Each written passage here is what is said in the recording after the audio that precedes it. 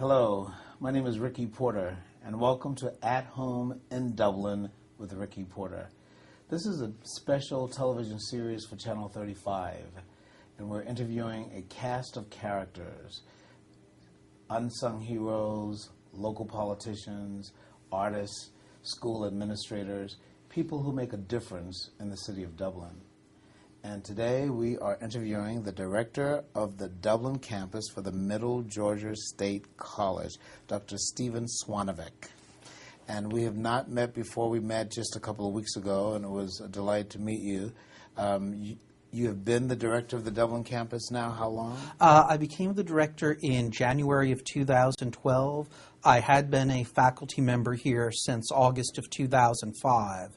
But I shifted over to the administrative role at that time. Okay. Tell me a little bit about the Middle Georgia State College system. I understand there's a campus in Macon, Cochrane, Warner Robins, Eastman, and Dublin. Right. We are one of the newest institutions in the university system of Georgia, yet at the same time we're one of the oldest institutions. In the beginning of 2013, the former Middle Georgia College consolidated with the former Macon State College to form Middle Georgia State College. 5 campuses, 1 institution. The benefits to this, we can offer bachelor's degree programs now across a wider range of areas. We can give students in Dublin and Lawrence County the opportunity to pursue a 4-year college education. So you weren't doing that before? At Middle Georgia College was very slowly incorporating 4-year degrees. Okay. None of them had yet reached the Dublin campus. Okay. And it would have been 5 years, 7 years before that was likely to happen. Mm-hmm.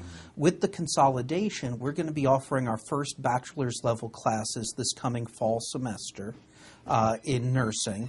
A special program for RNs who wish to progress to get their BSN. Okay. And then the year after that, we're going to offer a straight-through BSN degree where you could come in as a freshman and go all the way through and get your Bachelor of Science in Nursing without ever having to leave Dublin. Wow, so that's pretty good. The consolidation for Dublin, among other things, has moved us forward by several years in being able to offer bachelor degree classes. Now, you live in Dublin. Yes, sir. That's a requirement of the job as director. Yes. It's funny, when I was hired for the position, in the description of the position, it said the Dublin campus director is required to live at least in Lawrence County. In Lawrence County. And to the best of my knowledge, it is the only position at the college that has a residency requirement. Okay. And that is because, as director, I'm responsible for everything that occurs on the campus. So if something were to happen over the weekend or in the evenings,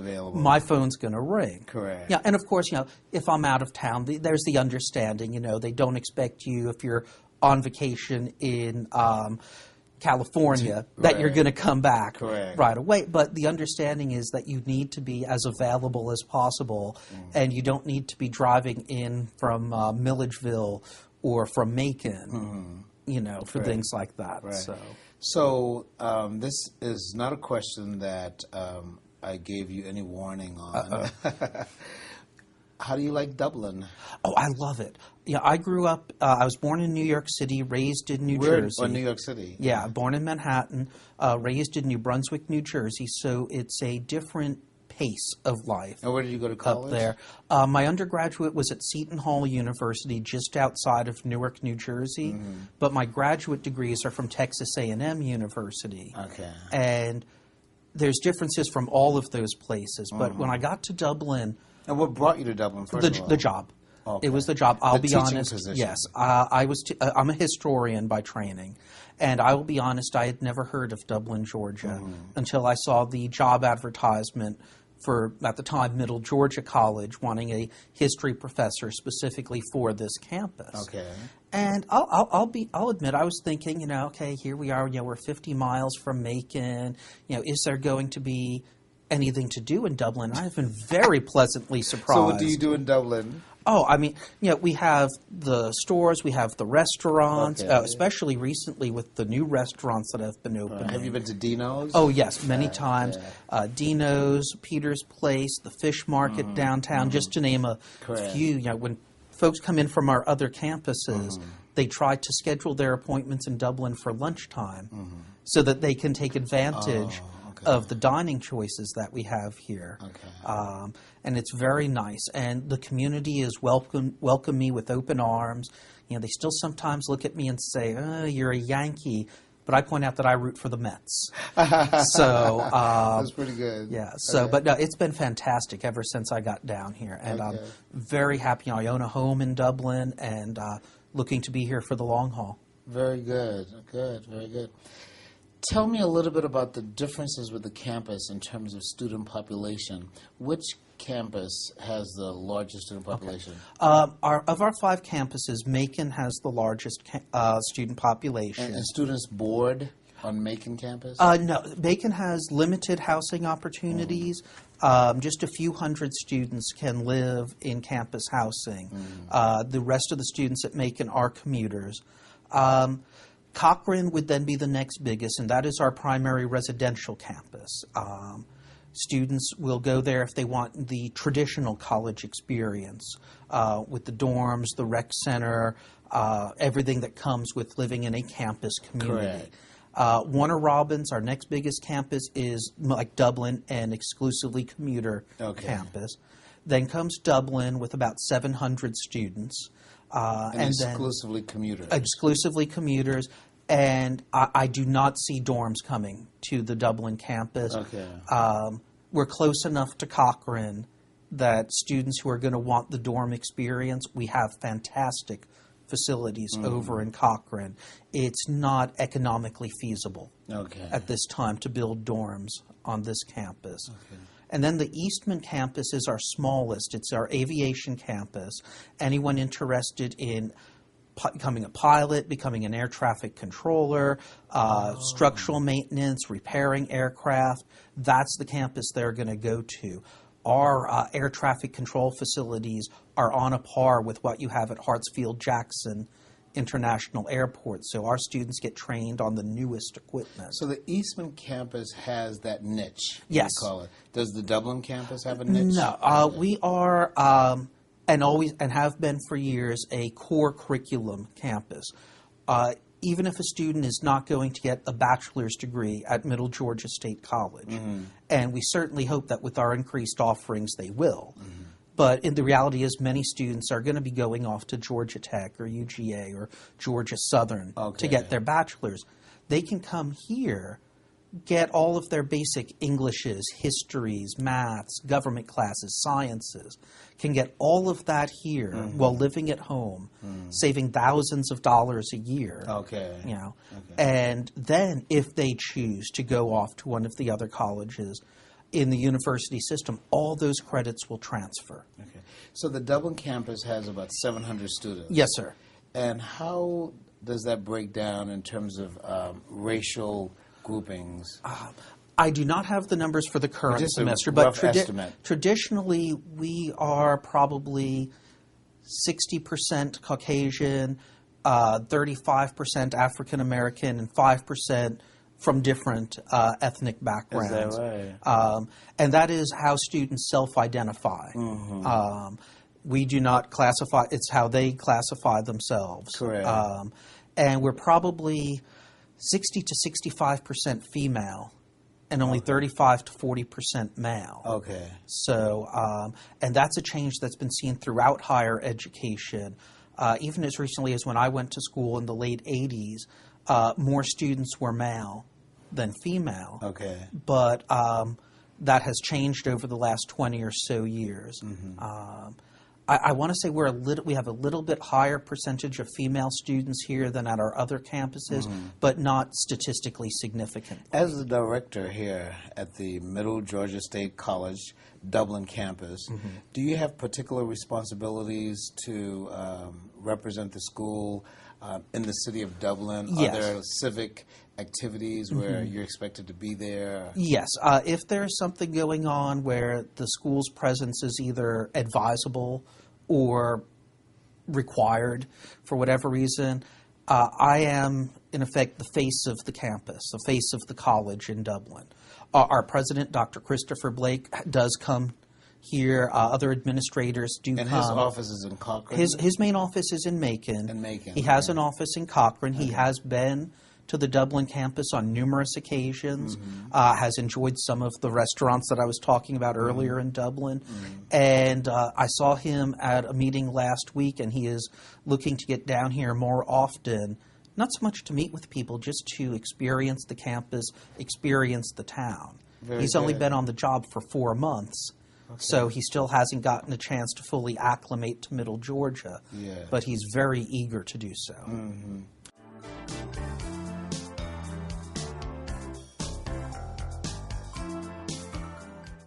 As I was preparing for the interview with you, I walked down the hall and I saw a placard of some kind, more like a poster, and it says, "The primary expectations of Middle Georgia State College students are integrity and civility." So what is the understanding of those concepts? Well, we primarily, from the academic side of things, the worst academic crime that you can commit is to cheat, to commit plagiarism. And, well, each professor implements it in his or her own way. We are very clear with the students that that is not tolerated. Okay, so that's where the integrity part comes in. That it's not an honor code per se. Texas A&M, where I got my graduate degrees, had an honor code that all students signed. We do not have that at this time, but we make it clear to the students that we expect them to do their own work on their own.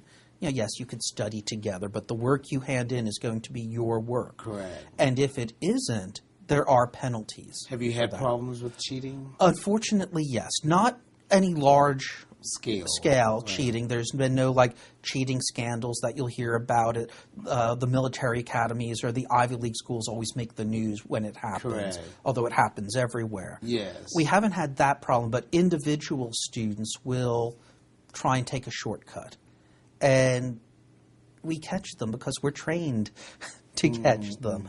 And we give everyone a second chance. You know, it's not a single strike and you're out. You know, you pay the penalty, you fail the assignment, you fail the class. Correct. But the second time that you do it, then there are consequences beyond just a grade. And have you had situations where there was a second time? Yes, not very, very rarely. Okay. Most students, but it has happened. Yeah, most students who are tempted to plagiarize, they're under time pressure. They think that this is the only way that they can get the assignment in. And so we'll counsel the students. You know, it's not just the stick. You know, we offer the carrot as well. You know, this is what you can do to avoid that. You know, what you need to go see some of our tutors in the tutoring center to figure out ways to manage your time better. You know, we will work with the students. So what about the civility aspect of the motto? The students are expected, they are to understand that they're adults here, you know, and that they need to treat each other with the respect and dignity that adults treat each other. Not necessarily like they do in Washington, D.C. Exactly. Yes, no, Congress. no. While we have some excellent representatives from the local area, we do not show C-SPAN as how to act civilly towards one another. You know, but they're expected to be polite and courteous, to help people out when the opportunity presents itself. And do you find the students agreeable in that way? Yes, we have had, I would say, remarkably little problems in that area. The students who come to the Dublin campus, you know, these are students, most of them are working. You know, most of them, they get financial aid, but they're paying for a portion of their education out of their own pocket.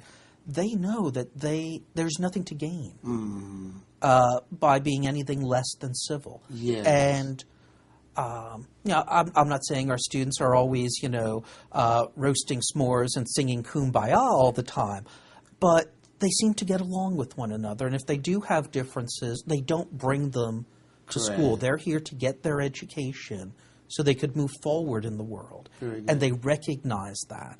So we mention it to them, but we haven't had the need to do anything about it. The students themselves take the initiative. You have a very lovely campus. I got a chance to explore the building.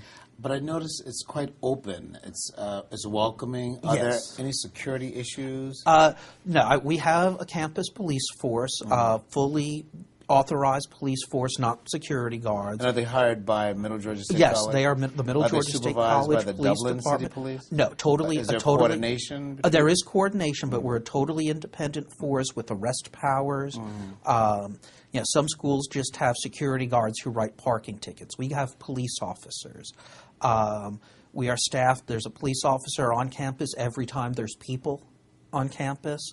If we have groups come in to use the facilities on the weekend, campus police is here. No, we have not had any major issues in terms of security. That's not a concern. It's a concern. I mean, we're always concerned for the safety of our students, faculty, and staff. Correct. But we have not had problems with that.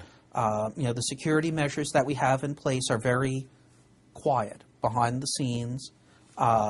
As they ought to be. But if something were to happen, we are prepared to make sure that the students who are coming here are as safe as it is possible to be. I have a question for you, and I'd like to give you a moment to consider it before you answer, because I hadn't posed it to you before. Not a problem. When I began my career, I was at Lubbock, Texas, where Texas Tech University is located. And Texas Tech University had a theater department, it had an athletic team, and those things offered a symbiotic kind of relationship with the community. Right.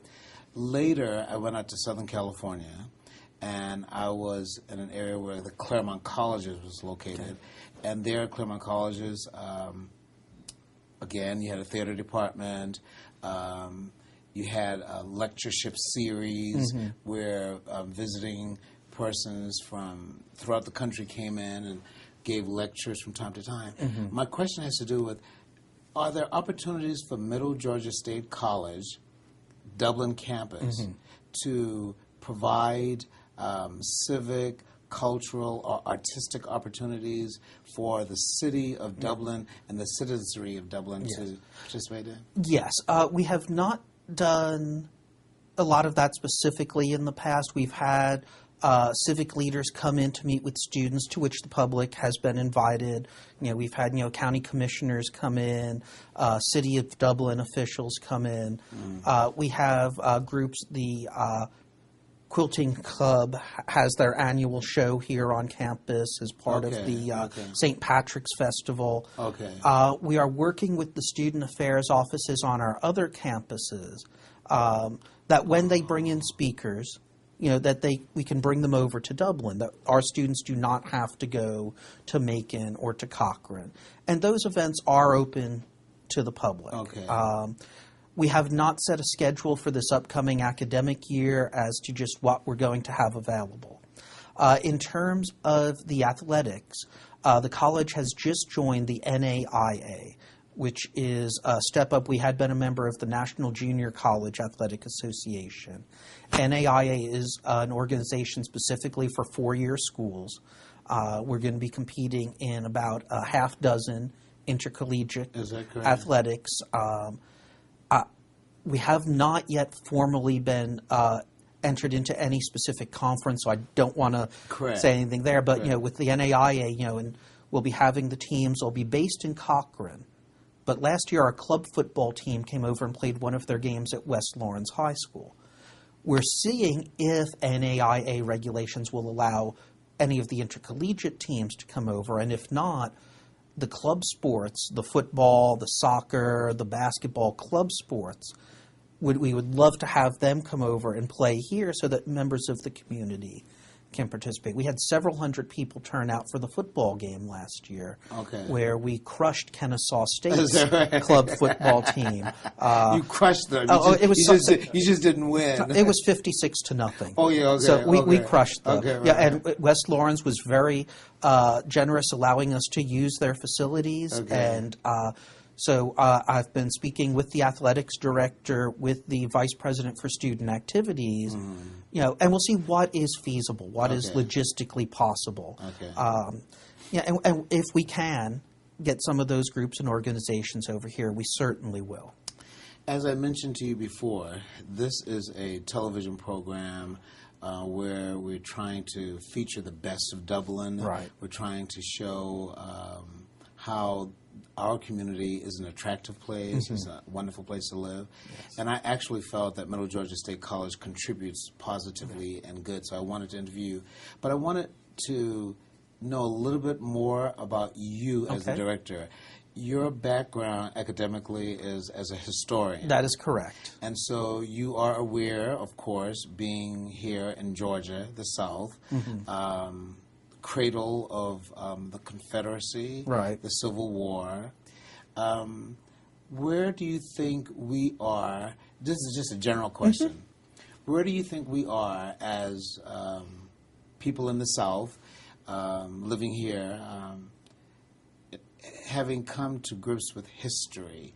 Do you, from the perspective of a historian, have we gotten very far past the Civil War? If you had asked me this question a couple of decades ago, I might have said, I'm not too sure of that. But I think in recent years we've seen, on this campus, we have students of all ethnic backgrounds, taking classes together, hanging out together in the pool room, shooting pool. We have a very active anime club, Japanese animation. Oh, sure. And when they see this, they'll say, it's more than that, but short version. Right. Japanese animation, which has students from all different ethnicities mixing together. So just using this campus as an example, we are so far ahead of where not just the South, but the entire country had been just when we were growing up. Yeah. Now, have we made it as far as we would like to make it as a society? Probably not.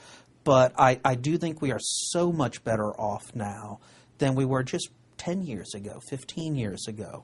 And what we're hoping to do, as historians, when we teach American history, when we teach world history, is make students aware of where we have been. So that they can have a better means, because they're going to be the ones who are going to be leading us into the future. So they need to understand where we've come from so that they don't repeat the mistakes of our forebears or our generation's mistakes and can do better. And I'm not going to say that just seeing what I see here is going to reflect everywhere, but what I see here is very encouraging. And it's the students who are doing it. It's not us telling them to do it. It's them realizing that going beyond the boundaries of race or ethnicity. Exactly. And again, I would never say that there are not problems. I mean, as a historian, you learn never to say never. But I'm very encouraged by what I see amongst our students here in Dublin. Very good. It gives me great hope for the future. Excellent. We have been visiting with Dr. Stephen Svonavec, the director of the Dublin campus of the Middle Georgia State College. He's been a gracious guest and very, very helpful and enlightening. Thank you very much. Thank you very much.